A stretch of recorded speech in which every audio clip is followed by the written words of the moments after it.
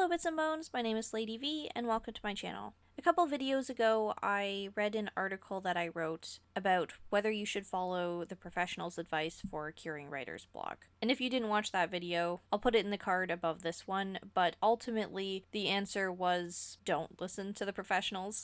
At least not the ones that tell you to push through writer's block and write no matter what. And I read this article now, all this time later, because I wanted to contextualize what had spurred me to write it in the first place, which was feeling ultimately very pressured by the writing community to act and follow this advice when I was in a position where doing so was just going to make me very, very miserable, and it was just not feasible. But there is this ongoing and constant pressure that if you are not at least doing that bare minimum of writing every day or writing anyway, then you're kind of a piece of shit and you don't deserve to complain about not getting any sort of success. And I thought that was just kind of unfair to try and hold ourselves to that kind of standard because everybody's situation is different. People require different things, and whenever you blank statement certain advice, it usually isn't applicable to about 90% of the people that listen to it, but they still feel obligated to do it anyway, and in turn, things don't work out quite great.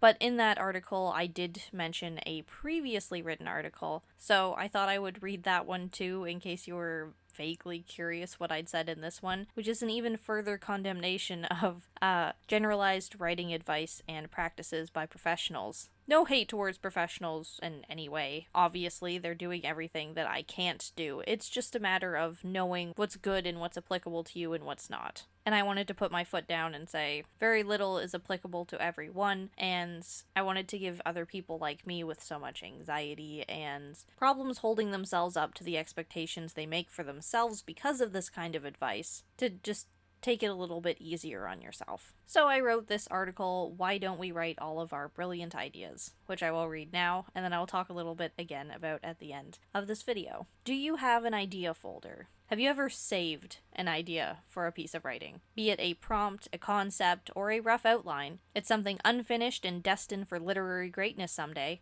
Just not today. All writers have an idea folder. They come in different shapes and sizes. Some are a small Google Notes of shower thoughts on a cell phone, and some are gigs worth of unrealized installments of a sci-fi series. I'm not here to pretend I know something you don't. We're both aware idea folders are neglected, and we should be writing them, but for some reason we just don't. I can tell you why I don't, chip away at why you probably don't, and probably together we can agree by the end of this article to put our bad habits aside and dig into those juicy, mistreated ideas. I feel inferior to the writer that I hope to be. Can you relate? My hesitation to write all the ideas which find me, taunt me, and literally haunt me is rooted in a lack of confidence. I don't indulge the many writing prompts that I've accumulated, at which this point there are hundreds, because I don't feel like I'm a good enough writer. It's a contradiction of the highest degree. How can you improve as a writer if you refuse to write what inspires you? You can't.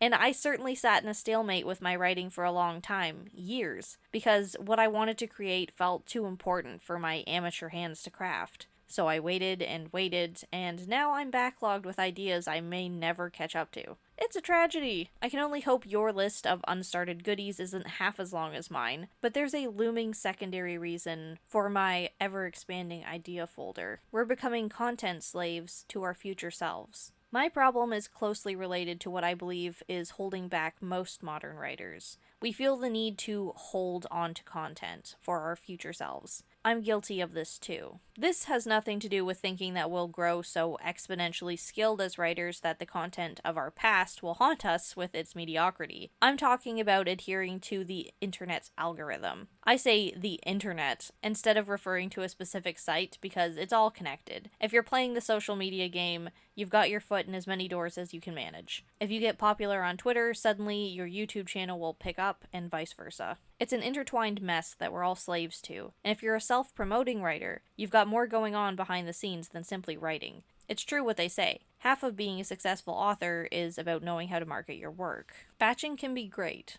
Sometimes. Popular creators swear by the practice of batching content. Batching is when you've prepared a stockpile of content to put out within a short time span to keep fans interested. It's a common practice for media gurus and writers alike. Novel series writers keep their content and don't publish the first book in the franchise until they've already got the second, or even the third underway. It's marketing smart, and it ensures that they have release dates less than 6 months apart to keep their momentum going. If you want fans, you need hype, traction, and a reservoir of content that you can freely dip into. And therein lies the accumulation of many poor forgotten idea folders. If you put out all of your content at once, you may end up plagued with writer's block at a critical time for fan growth. And none of us want that, so we hoard as many genius bits of content as we can. Save the good stuff for when you need it is the best way to explain the practice of draft stockpiling. Let's kick our future selves to the curb. It's terrifying, the idea that we might get close to some tidbit of recognition only to be thwarted by our own underpreparedness. But I mean,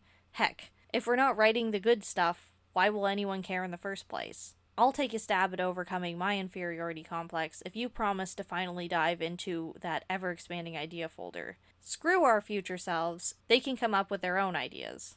So, if you haven't noticed, I am not much of a general article writer. I'm a bit all over the place. First, I started talking about saving my writing because I felt like I was too amateurish to write properly and that I'd be ashamed of it someday. And then I ended on not writing because I felt the need to stockpile ideas in case I ever ran out at a critical moment. I mean, they are both related and they're both reasons why idea folders get neglected in some cases, but they're not exactly the same thing.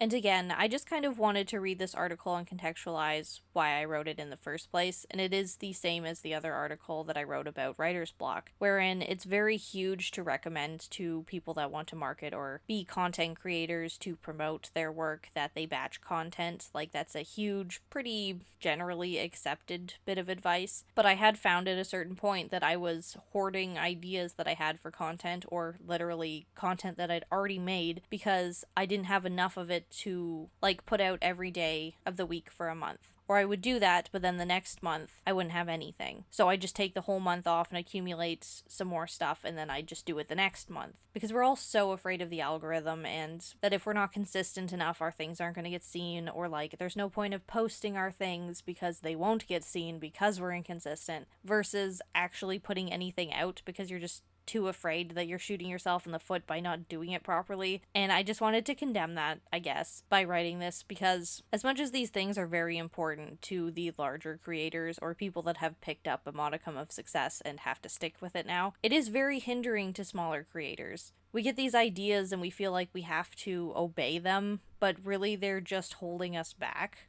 Rather than post a video that I had, I would hold on to it, like I said, for a whole extra month for no reason, and then I'd have nothing that month because I felt like I had to try to start doing a schedule and keep with it at any point that I could. And if I happen to fail, even just a little bit, the whole thing is vetoed. You gotta start from scratch again. Whereas if I just put out sporadic content for the duration of those couple months that were all over the place, then I'd have at least had one thing come out a month, rather than 4 things come out in 1 month and have 4 months with nothing happening, you know what I mean? Again, it's just a matter of realizing that all advice doesn't apply to every person, and just because it's good or genuine advice doesn't mean that it necessarily applies to you. If you have something that you're passionate about, if you have something that you want to share it. Don't hoard it on yourself. Don't hoard it from your potential fans. Life is only so long, and I don't think that we should be restricting ourselves for the sake of a better chance at hitting the algorithm. That kind of takes just the love of being a creator out of the equation, and I think that that should be the priority of the equation, don't you?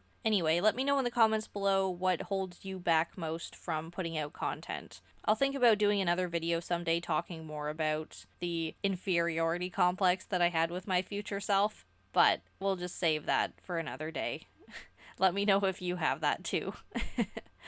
But for now, I'm just wondering, do you ever feel like the advice out there on the internet that in all regards is trying to help you ends up setting you back by putting all the standards on what you can and can't do, and then all of a sudden you're not producing anything? That could just be me and my large amounts of anxiety, but I'm sure that it's holding back quite a lot of other small creators too, because we're just so anxious to put our foot out there in the wrong way that we end up not putting our foot out there at all. As always, thank you so much for watching. Special thanks to my patrons. If you'd like to support me and my content, there will be a link to my Patreon in the description below. Thanks again, and I will see you in the next video.